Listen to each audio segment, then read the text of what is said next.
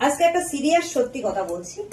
আমরা যখন জিমে যাই, জিমে দুই ধরনের লোক বেশি দেখি।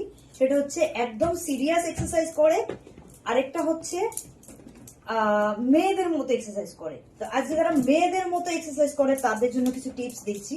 বিশেষ করে কিছু মেয়েরাও এটা করে, জিমে গিয়ে শুধু ট্রেডমিল করবে আর জাম্পিং জ্যাক এসব করবে। তো এটা না করে কি করলে তুমি তোমার বডিতে মাসল গেইন করাতে পারবে, ক্যালোরি বার্ন করতে পারবে, দুটো একসাথে হবে, সেরকম টিপস দিচ্ছি। ধরো তুমি তুমি একটা ডাম্বেল নিলে, ঠিক আছে, কাটার বল দিয়ে করতে পারো।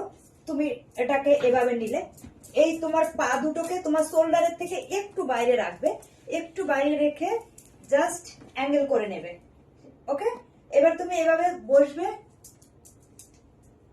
আবার উঠবে, বসবে, উঠবে। এটা হচ্ছে তোমার ক্যালোরি বার্ন হচ্ছে, তার সাথে সাথে তোমার হিপস, গ্লুটস, তার সাথে সাথে পা, এগুলো ফ্যাট লস হবে। ফ্যাট লসের সাথে সাথে তোমার মাসল গেইন হবে। এই গ্লুটসটাকে রাউন্ড শেপে আনতে গেলে তোমাকে এই এক্সারসাইজ গুলো, ওয়েট এক্সারসাইজ করতে হবে।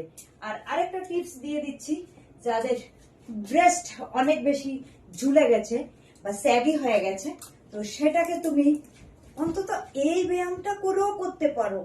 হ্যাঁ, এভাবে করলেও তোমার কাজে দেবে, কিন্তু এই চেস্ট এক্সারসাইজ, ওকে, এগুলো করলেই তুমি রেজাল্ট পাবে।